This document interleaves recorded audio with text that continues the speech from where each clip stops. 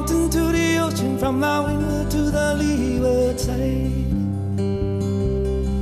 On the island, we do it island style. Hey, aloha and welcome back. You're watching Rise Above Hawaii, which is a 30-minute talk star on health. And again, we are back here at Hilo Hospital, learning a lot about our resources here at the hospital. We have Dr. McCoy, who's here to talk a little bit about the residency program. And you know, off the air, we were having a discussion on how come it takes so long to get a doctor's appointment. And if you remember last week, I was talking to Lori, and I was sharing the analogy of, you know, like if I want to come to the program, or you know, how do I know I have diabetes, but I want to make an appointment and it takes so long to make it, and then Dr. McCoy says, well, that's why we have the residency program. Tell us more about that. Yeah, so, you know, here on this island, unfortunately, there just aren't enough primary care doctors. Wow. And so if you call up and you don't have a doctor and you want to find a doctor, good luck. I mean, Wow, seriously, really? good luck to you. Even if you have really good insurance, which you were saying on your story the other week, that it sounds like you've got some pretty good insurance. I do, and it's just hard to find. Why is that? Everybody's practices are full. There's a real aging population here on the island, and as people get older, they have more health problems, and so they take a lot of their doctor's time to take care of them. So there's only so many people each doctor can take care of. And the other thing is, we just haven't been training doctors here. We've been training doctors in Hawaii, but we train them on Oahu. Oh, with Jabsum, is that? Yeah, exactly. Okay. And so the UH has a really good program for its medical students, where it gets its medical students out into the community. And we're going to be talking with one of those medical students in a little bit. But once they finish medical school, they have to do their specialty training. So when you graduate from medical school, theoretically, you could hang up a little shingle and say, I'm Dr. So-and-so, come and see me. But that's probably not a good idea. They're not quite ready to be your doctor. But they could do that? Technically, but no insurance company would pay them. You'd have to pay them cash. Okay. Because they're not really ready. There's so much to learn about medicine these days. Wow. You can't learn it all while you're just in medical school. So when we do have a physician, we can assume that person went through the Right. coursework. And they did does their that work? classroom stuff. So they went to undergraduate. Okay. So they got their basic college degree in something. Okay. They have to do some sciences and stuff while they're doing that. Okay. Then they apply to medical school, and that's another 4 years that they're in medical school. Oh, that's the medical school. And then the first 2 years of that, again, is mostly classroom. Okay. So they're learning about diseases, they're learning about the normal human body, what it does. Okay. And then the last 2 years of medical school, they start going out to hospitals Like and practicums hospital and offices. internships, Exactly. like job shadowing. So on-the-job learning. Okay. And they do that for 2 years. And they're just starting to get a sense of how it all works at that point. By the end of their 4 years of medical school. Okay, then they and they take their still have a tests. ton to learn. Right, so they take their test, they prove they know the basics. And then they graduate. They graduate, right. Walk the line, everything. Exactly, Okay. exactly. So then they get to say that they're a physician. You know, they're either an MD or a DO, depending on what kind of medical school that they went to. A medical doctor or a dentist? No, doctor of osteopathic medicine. Okay, doctor of osteopathy. Okay. Right, exactly. So there's two kinds of physicians, actually. okay. There's the MD and the DO, and they're both physicians. MD and DO. Yeah. All right, get it straight. So they've got that, but they're not really ready to take care of you at that point. Okay. So then they have to go to what's called residency. The residency. That's what this program is about. This is a residency program. It is, but it's more than that. We're actually training all kinds of folks. Wow. But we want to make sure that we can train primary care doctors to serve the Big Island and also the other outer islands of Hawaii. Soon to be primary care doctors, or primary care doctors who are so old in the system that they got to get retrained? No, the soon to be ones. Oh, soon to be ones. ones. We could use some re-education. Retraining. Well, okay. Well, that's what the hospital has continuing medical education for and things like that. Okay. Yeah, so this is cool then. So it's like I don't ever remember Hilo, Hawaii, Big Island having a residency program. No, it hasn't, and they actually tried to get one started about 15 years ago here in Hilo. There was a bunch of internal medicine doctors and family doctors, and they all got together and tried to get it going, and it just didn't quite come together at that point in time. This is cool then. I mean, Yeah. we have a residency program. Or we're working on it. Okay. So then about 5 years ago, they said, you know, we really got to do this. A lot of the doctors here are getting older. They're not going to be practicing for that much longer. They're going to retire. And who's going to take care of their patients? Yeah. And so we really got to train some doctors here, because we've got to train doctors who like to live in smaller communities. If you train over in Honolulu and you got a husband or a wife or some kind of significant other who has a good job in Honolulu, you've got your kid in schools over there, it's really hard to pack up and go to Hilo or go to Pahoa, for example. That's pretty hard. Because we are kind of country, and it's not that they might not like it, but they're so settled, and it's harder to find jobs for their significant others over here. You know, so is that why we have a lot of hard time keeping doctors, because of that social aspect? Yeah, I think it is. It's harder for their families. Yeah, it's harder for their families. So they might love it here, but if they can't find a job. Yeah. So is it safe to say that if we train our potential primary care doctors, soon to be primary care doctors here in Hilo, that they'll stay. That they start to acclimate with the culture, they make friends, maybe they find a significant other. By the way, that's the best way for keep doctors. It totally is. Fall in love with a local person. Yes, it is true. It's been very successful for some of the doctors here in the community. Absolutely. So that residency program is important. If we want more primary care physicians, folks, we got to support this residency program, because the theory is if we can educate our soon-to-be primary care physicians here in Hilo, the likelihood that they stay is strong. Yes, that is exactly the idea. So the JABSM, the University of Hawaii, has helped us to get this kick-started. So they kind of gave us all the support, the cheerleading, the ideas, the know-how, how to make this get going. And now Hilo Medical Center is taking it over. So Hilo Medical Center is now running the show, taking all the responsibility for making this happen. Wow. So you've kind of not cut the umbilical cord from JABSM, but small kind saying, hey, we can now. Thank you for the support. Exactly. And we can fly on our own. So they were really important to helping us get started. But now we're doing it here, because we really want this to be a program that's from this community, that's really supported by this community and meets this community's needs. So how do so the students, or what do you call them, residency students? Well, so they're called residents because they've already been medical students, and then they were college students before that. Yeah, they're all over being students at that point. So they're residents. They're residents. How do, could I see a resident if I wanted to? Yeah, so the way that this is going to work, exactly. So they come for 3 years. 3 years? It takes 3 years to become a family doctor, because we take care of people what we call womb to tomb. So we take care of the pregnant ladies and the little baby that's inside there as it grows. We deliver that baby. We take care of the children. We take care of the moms and the dads. The doctors? The family doctors. Family doctors? Family doctors take care of everybody, all the way from the very beginning up to those last breaths. Oh, they must have a lot of experience then. Yeah.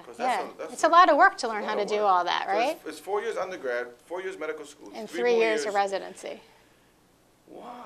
Yeah. So you can rest assured, when you have a family physician under your, care, or you're good to go. Yeah. So that's what we're going to be doing here in Hilo, is training those family doctors from that day one all the way to the end of that 3rd year, so that they're really ready to take care of you and your entire family. They work with a doctor who's right, exactly.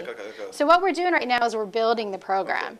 So we are building the program, bringing faculty in to be the teachers for those residents. And so we are, there's me, and then there's Dr. Mark Knox, who's joining us in October. Dr. Mark Knox. Yeah, and he's coming from from Pittsburgh.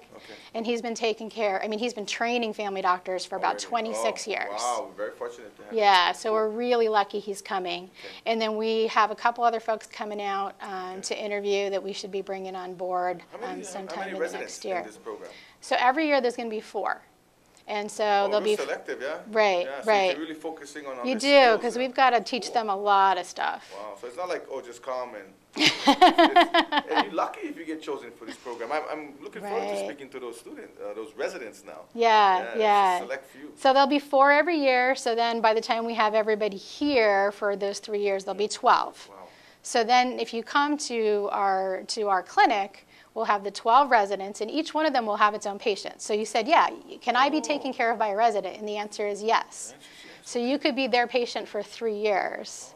And then when they leave, they'll hand you over to the next group that are coming in to take care of you. When I was getting my doctorate in psychology, some of the our consumers or patients were like, hey, you kind of brand new. I don't know if I like you. But then I would always say, hey, but I brand new, but I get somebody who has oversight. That's right. 30, 40 years expert. So you don't have just one doctor. You get two doctors. Exactly. No, that is absolutely the way that it's going to work. So don't be afraid of those residents, man. Right. They're energetic. They get the best of both worlds. They're energetic. Right. They're into the research. They get on the computer. They Yeah. look everything up Yeah. for you. They Yeah. tell you the They're latest so- and greatest stuff. I know, and then you get the mentor, right? Like the Yoda, right? Who says, don't do this, or you should do that. And so you really get in the best of both worlds. People think they're being shortchanged. No way. Lucky if you get on resident care. That's right. That's right. You get all their energy and you get And the the wisdom. background. Yeah. Yeah, exactly. So as we're building towards this, and this is about 2 years away before we have our first group of residents here, because as you know, when you start a school, you have to get it accredited. Yeah. And then you got to track the students, basically. That's right. So we got to get it accredited. Then we've got to recruit from the medical students who are in medical school to come and be here. So July 2014, so 2 years from now, we should have our first 4 residents here. Wow, that's awesome. So that's what we're working toward. But in the meantime, we are currently training a whole bunch of other folks. Oh, like So the Hawaii Island Family Health Center is the name of our health center, of our clinic. And it is designed not just to train these family doctor residents, but it's designed to train medical students from JABSM and sometimes from other medical schools in the country as well. And so they might go into all kinds of different specialties. They might end up being an eye doctor or an anesthesiologist or whatever, but we want to show them what family doctors do and have them really understand what primary care is like. And some of them we hope will become family doctors and might even come be our residents in a couple of years. So in the meantime, this program is offered, and it's a good program. Right. It doesn't specialize only on family care, but it's specialized. Right, so we show them what that is. Okay. And then we also have residents from JABSM who train mostly at Wahiawa Hospital right now over on Oahu. Right. And they come over and they spend a month with us in their second year. And then they spend a month at the ER here at Hilo Medical Center in their third year as well. Okay. So they're with us. And then we're also training nurse practitioners. Wow. So there's 2 schools here in Hawaii that are training nurse practitioners. There's the University of Hawaii at Manoa, and then the Hilo School of Nursing is actually starting a doctorate of nursing practice program. Oh. So we're working with both of those schools too. So we're training the nurse practitioners as well. Now, is this part of the foundation too, or is this a separate entity? So the foundation is helping to support all of this. Oh. So when we're going out to the community and asking for support, it's support to train family doctors, to train medical students, to train nurse practitioners, to train clinical pharmacists, because we also work with the Hilo College of Pharmacy. That's right. UH has a college of pharmacy. Yeah. You are So, stepping up. so 2 of their faculty are in our clinic. And they see patients too, and they do a lot of the diabetes like we were talking about on your other show. Right. They help people with hypertension. They help people who need blood thinners because they've had blood clots. So the pharmacists work with all those folks, and we train their students as well. And then the last piece we're trying to add is psychologists. Wow, it's a place for everybody. Yeah, so we're going to have the postdoctoral psychology interns too coming up. That's great. So we're trying to train as a team. Because right now, most of us have grown up and you go to the doctor and you're one-on-one in the room with the doctor. And that's not bad, but we realize we could do it better if we train as a team. If you have this person who's an expert in this and they help you out with that, and then you go over and you talk to the pharmacist about your medicines and what the side effects might be, and how do you even remember to take those medicines? Right. So that's kind of tricky sometimes. So we're trying to work with all these different folks, and are you really upset because you got diagnosed with diabetes? Well, maybe it might help you to go talk to the psychologist. Oh. Maybe you're feeling a little depressed and blue because of it. I like that. It's like the walls are being kind of taken down. People are not working in their little cubicles anymore. Exactly. They're actually coming out and reaching across the table and saying, oh yeah, my patient. Oh yeah, my patient too. Oh no, our patient. Oh. Right. I like that. So it's a kind of a health home. And the nurse is doing more too. The nurses have a lot of training and having them really kick in and use all their skills to help take care of people too. That's great. Yeah, so it's really not going to be just you and the doctor in that little room anymore. Right. It's going to be you and the team. Yeah. And so you're going to go out and the doctor's going to kind of help coordinate everything and kind of drive the show a little bit. But they're really going to get all these other folks to help you out. I like that. It's everybody working together. It's like many hands make the work lighter.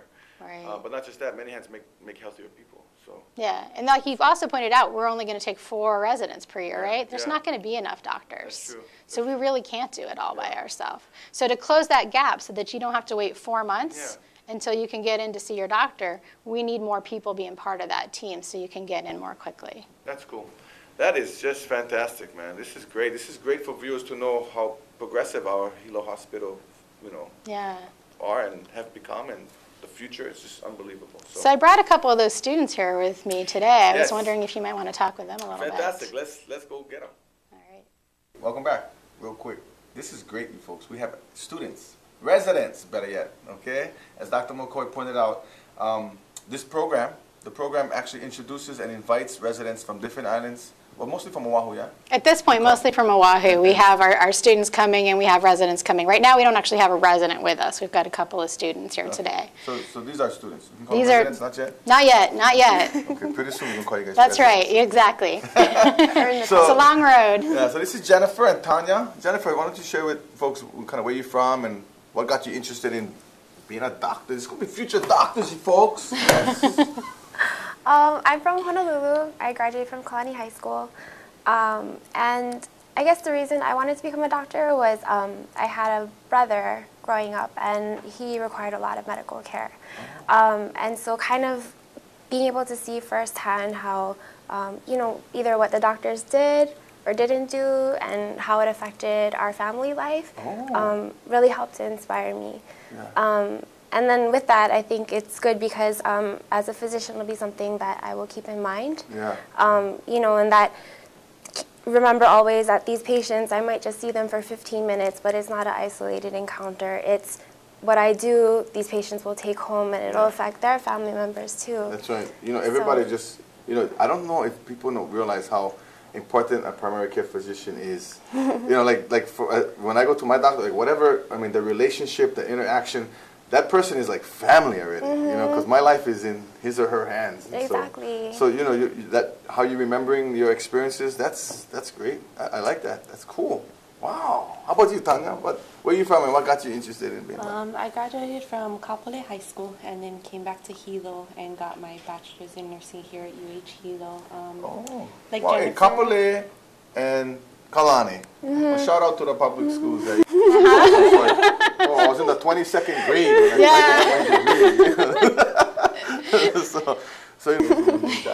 okay. Then you came back and you started. So you got your BA at UH Hilo.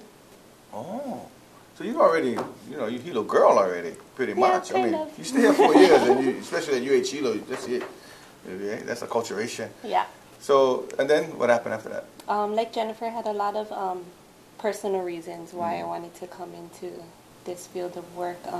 I have an uncle who's a quadriplegic, and growing up, it was normal helping him out with his activities of daily living and helping him out with catheters and all this stuff. And I think when you have a personal aspect into what you want to do, it becomes easier, and you have a little bit more confidence in what you're doing. And motivation too, Yes. because it's like you always, because it's tough. Medical school, everybody know it's tough, right? You got to get deadlines, you get coursework, you get expectations. So you really got to be motivated, because if not, some people might just say, I quit. So you're going back to those experiences, I think, is what keeps you going. Definitely. Wow. So you guys got to get used to being called Dr. Tanya and Dr. Jennifer. I will. No problem. That's easy. So what got you interested into this program, coming to UH Hilo? Coming to the Hilo Hospital. Well, at JAPSOM, during third year. And JAPSOM is that John Burns School of Medicine on Oahu, okay? Yes.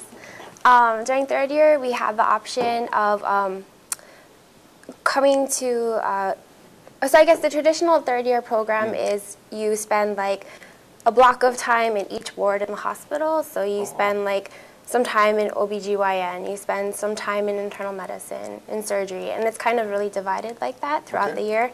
But JAPSOM is unique because they have what they call the longitudinal program. Longitudinal program. Okay. And so what they do is they split up your inpatient an outpatient portion of your education. So during your outpatient portion, we have the opportunity to go to neighbor islands. That's cool. And kind of do, spend half a day in each specialty with a preceptor there. So in surgery, pediatrics, family medicine. So your rotation can be actually leaving Oahu, going to a different island. So Jennifer's here for 5 months. Wow. So she's spending 5 months here, and with all these different doctors in the community here in Hilo are helping to train her. So it's not just at the residency program clinic. She's also working with Dr. Besagawa for her OBGYN training, and Dr. Derek Choi for pediatrics. She's working with our surgeons that are here from Hilo Medical Center. What a program. In surgery. That's cool. Yeah, so all these folks in Hilo are really kicking in to help train her. It's like a medical family almost. so you went 4 years undergrad, then you had to do your 4 years of medical school. Oh, I'm just in my third you're year in of medical. third year, so you almost graduated. Okay, good. Almost came off the line. So this time next year, she has to kind of figure out what kind of specialty doctor she wants to be. That's right. If you want to be a family physician, then she she could come to this residency Then she program. could come back here to Hilo, exactly, and be in our residency program. Yeah, I like how that's working out now. I understand. Yeah. It takes about 2 interviews for really get okay. So what about you, Tanya? What is some of your thoughts then? What is your rotation? How long are you going to be here? Mine one is through UH Manoa, and we have the option to do our clinical rotations on Oahu where they place us, but we also have the option to go Outer Island as well. And they don't really push Outer Island, but because I graduated from Hilo, this is where I kind of wanted to come back and do my clinical And we like that. We like soon-to-be primary care physicians who kind of want to come back. Okay. So Tanya's going to be a nurse practitioner. So your training program is how long? And also keep in mind, Tanya's working while she's doing this. So she's working as a nurse in some of the hospitals over on Oahu while she's completing her education. Oh, so this program is for soon-to-be doctors, if you will, and also nurse practitioners. So she's getting a master's degree, becoming a nurse practitioner. Okay. Yeah, That's exactly. great. Yeah. So how long does it take you to get through that program? After completing your bachelor's, if you become a full-time student, you can finish in about 2 to 2.5 years, but you have the option to take as much classes or courses as you want. Wow. So it could, if you're very motivated, you could finish in that little amount of time, but you have the option to kind of go at your own pace because they understand that a lot of people already have full-time jobs or have kids. And some have families, so. Yes. Wow, but at least it's flexible where your dreams to become a So she's working and she's got a little girl that's and she's making this happen. You see that? That's really cool. Yeah. So maybe it'll take you, a total between undergrad and this about 8 years then to be a nurse practitioner while working and having a family. Yeah, so it still can be done. I like that. When I got my doctorate, my nephew, we had a little party and my nephew goes, "Oh, uncle, so what grade you now?" So when you become a doctor, I ask you, "So Jennifer, what grade you now?" On the count. Exactly. So this is cool that our hospital here, the foundation, creates opportunities like this. It's just really cool. And one of the special things that it does to bring these folks here is that we've created a place for them to live. Oh, tell us about that. Because when you come over here, you're already paying for your apartment or your house or whatever on Oahu or on the mainland, wherever it is you live. How do you come to Hilo and have a place to live? So one of the things is that the old hospital administrator's cottage, which is here on the hospital campus, had kind of fallen into disrepair and wasn't being used by the hospital administrator anymore.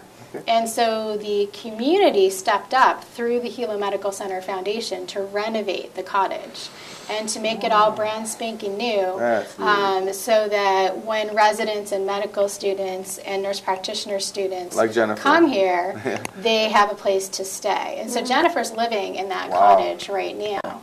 And that was really a joint program of so many different people in this community. We had Rotary clubs and a lot of the other community, the Lions clubs that kicked in. We had local businesses that gave materials for re-roofing the building and painting the building, and people sewed curtains for the windows. Wow. So it was really a community effort. People were up there every weekend scraping paint, painting, doing all that kind of work to make a place so that we have a place for these residents and students to live. That's a lot of love. So when you sleep tonight, Jennifer, you just look around and think, wow, it's a lot of love in this house. Definitely. Well, we have about a little while longer, before, maybe a minute before I want to introduce, kind of close with Lori to talk a little bit about the foundation. But any words of wisdom? We got a lot of local students out there who want to become doctors, nurse practitioners. What do you tell them? One word, 2 words.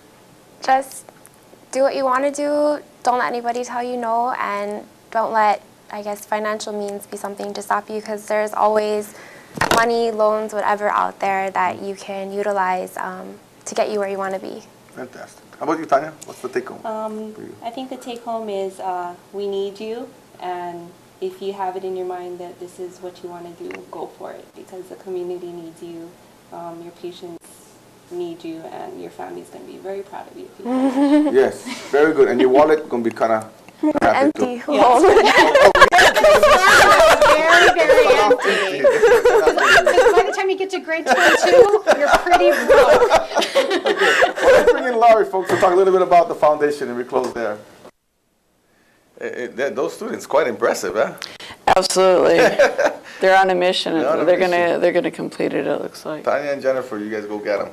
Yeah. So Dr. McCoy, let's bring us back to, and Laurie, back to the foundation, because I think it's important for viewers to know how lucky we are that our hospital has a foundation like this that can not just promote, good things for our students, our residents, but just good things for the community in general. Yeah, thank you so much. The foundation has existed for 15 years, and Dr. McCoy went over one of the projects that we did was the cottage to help the residency program, and that was a big undertaking. Yeah. I mean, we're comprised of 30 board members, and those 30 board members went out to different community groups and asked them, hey, can you help us with this? Because we want to support the residency program.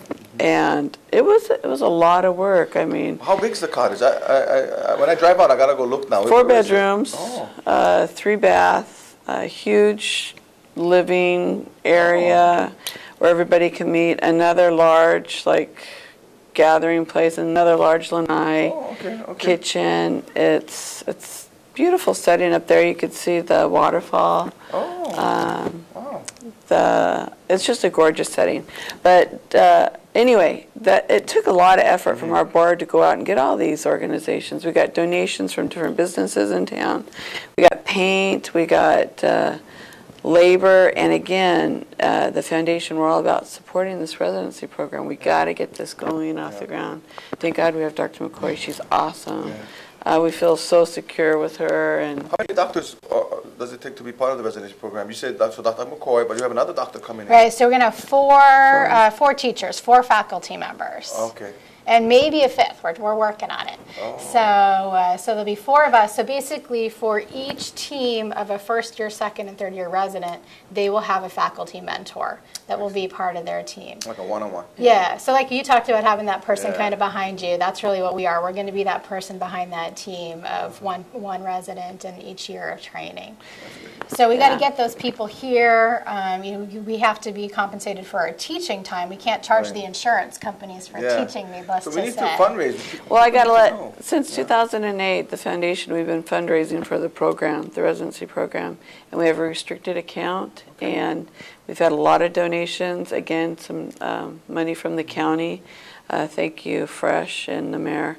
So we have restricted accounts, and a lot of money from the community for the residency program. The foundation is still accepting donations, and we still need the community support for this program. I know we focused on the cottage, and we focused on the grant for diabetes, but we still need the dollars to keep this going, and the foundation is here to accept that. So if people would like to donate funds, if we got somebody out there who feel that this is great, and how do they get in touch with you? They just call that same number? Call the foundation office, 935-2957. Go to our website. You can donate on our website. It's www.hilomedicalcenterfoundation.org. And it'll give you a good overview of the foundation, our history, and how to donate. Fantastic. That's great. Well, you heard it all, folks. I'm very thankful again to be here at Hilo Hospital. Laurie, thank you so much. No, This thank is you. awesome. Dr. McCoy, thank Yeah. you. And the students, you guys are awesome. And Big Island, we love you, folks. We're doing this for you now. Aloha and hui ho. Good job. Thank you. That was nice. From the mountain to the ocean, from the windward to the leeward side, on the air.